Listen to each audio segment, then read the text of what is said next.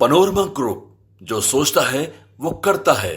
नमस्कार, आप देख रहे हैं न्यूज हाट। मैं कुमार कुमार। दिल्ली में विधानसभा चुनाव को लेकर जदयू ने भी अपने स्टार प्रचारकों की लिस्ट जो है जारी की है। आपको बता दें कि इससे पहले ही भारतीय जनता पार्टी ने 40 स्टार प्रचारकों की लिस्ट और कांग्रेस ने भी और आम आदमी पार्टी ने भी स्टार प्रचारकों की जो है लिस्ट जारी की है। आपको बता दें कि भारतीय जनता पार्टी के लिस्ट में जो बिहार से 2 नाम शामिल थे, वो नाम थे गिरिराज सिंह, जो केंद्रीय मंत्री है, और सम्राट चौधरी, जो डिप्टी सीएम है बिहार के, वो भी इसमें शामिल है। आपको पहले ही बताया था कि बिहार के 2 नेता बीजेपी की तरफ से दिल्ली में आएंगे और पूर्वांचलियों के वोट बैंक को जो है साधने की कोशिश करेंगे।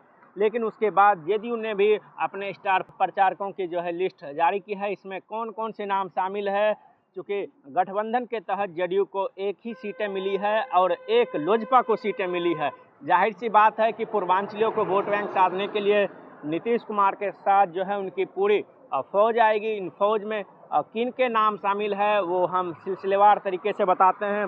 पहला नाम जो है नीतीश कुमार का है, जो पूर्वांचलियों को लेकर जो है लगातार बोलते रहे हैं। और दूसरा नाम है संजय कुमार झा, जदयू के कार्यकारी अध्यक्ष हैं। लगातार जो है वो दिल्ली में बने हुए हैं कि आखिर पूर्वांचलियों को किस कदर से केजरीवाल लगातार जो है टारगेट कर रहे हैं, उसको जो है डिफेंड करने की कोशिश कर रहे हैं एनडीए की तरफ से। तीसरा नाम है ललन सिंह, राजीव रंजन उर्फ ललन सिंह। ये भी केंद्रीय मंत्री हैं, एनडीए के सरकार का हिस्सा है। रामनाथ ठाकुर, ये भी केंद्रीय मंत्री है, केंद्र कृषि राज्य मंत्री, ये कर्पूरी ठाकुर के बेटे हैं।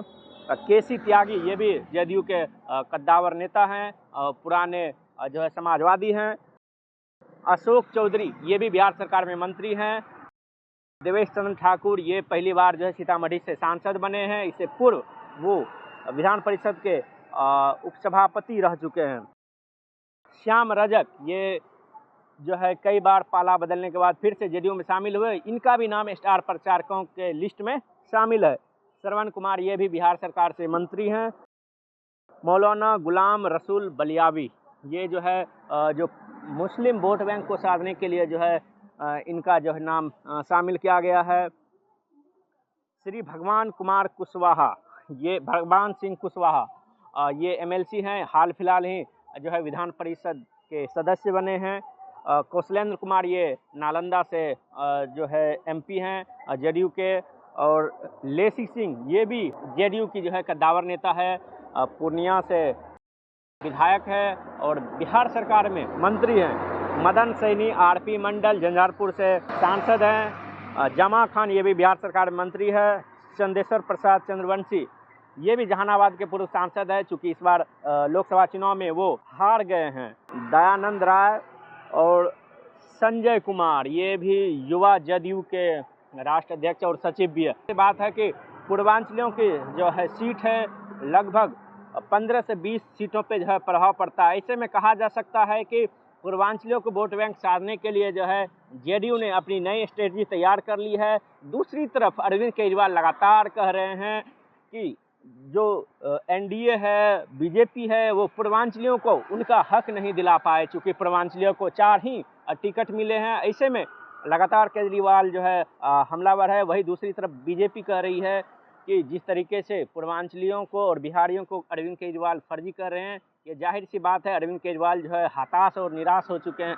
लगातार जो है जुबानी जंग चुनाव को लेकर जारी है। 15 दिन ही बचे हैं चुनाव को लेकर। ऐसे में कहा जा सकता है कि चुनाव जो है काफ़ी आक्रामक तौर पे जो है एक पार्टी या दूसरे पे जो है हमला कर रही है, चूँकि लगातार जो है पूर्वांचलियों को वोट बैंक साधने के लिए जो है जेडीयू भी अपनी कमर कस चुकी है।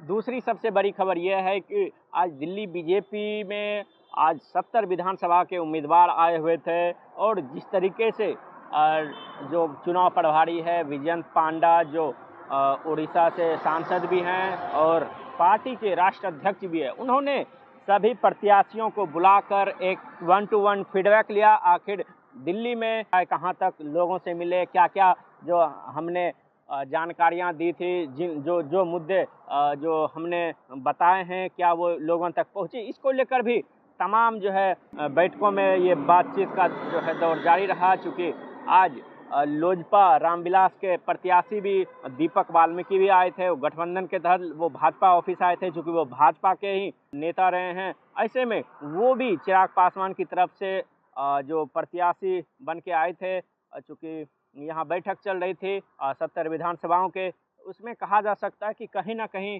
एक जो बीजेपी के प्रत्याशी है उन्हें टारगेट दिया गया कि हमें किस रणनीति के तहत जो है मैदान में उतरना है, किस नीति के तहत जो है अपनी बात पहुंचानी है। जो मोदी सरकार की उपलब्धियां हैं, जो मोदी सरकार की घोषणाएं की गई है, जेपी नड्डा ने भी अपने मैनिफेस्टो में कई घोषणाएं की है, तो जाहिर सी बात है इन बातों पे चर्चा हुई होगी, क्योंकि गुप्त तरीके से 70 प्रत्याशियों की मीटिंग हुई। इसमें साफ कहा जा सकता है कि बीजेपी ने भी अपनी स्ट्रेटजी बदल ली है। जाहिर तौर पे कहा जा सकता है कि बीजेपी अभी फ्रंट फुट पे खेलने की कोशिश कर रही है। आपको बता दें कि जिस तरीके से नई दिल्ली विधानसभा जो केजरीवाल का ही विधानसभा क्षेत्र है, यहाँ से परवेश शाही सिंह वर्मा चुनाव लड़ रहे हैं, तो जाहिर सी बात है तगड़ी फाइट हो रही है। ऐसे में लगातार जो है अरविंद केजरीवाल की तरफ से आरोप लगाए जा रहे हैं कि बीजेपी की तरफ से जो है हमारे ऊपर हमला किया जा रहा है। चूँकि अरविंद केजरीवाल पहले भी कई बार ऐसी शिकायतें कर चुके हैं, अरविंद केजरीवाल पे हमले हुए हैं। बीजेपी लगातार कह रही है कि अपने जो है सिंपैथी गेन करने के लिए अरविंद केजरीवाल अपने ऊपर हमला करवा रही है, क्योंकि लगातार जो है आरोप प्रत्यारोप का दौर जो है कल से ही जारी रहा। ऐसे में इन विषयों पे भी इस बैठक में बातचीत हुई होगी, तो जाहिर तौर पे दिल्ली में आखिर हो क्या रहा है इसको लेकर भी तमाम मत्थापच्ची जो अलग अलग पार्टियां कर रही है। तो आज के लिए बस इतना, तब तक देखते रहे न्यूज़ 8। धन्यवाद।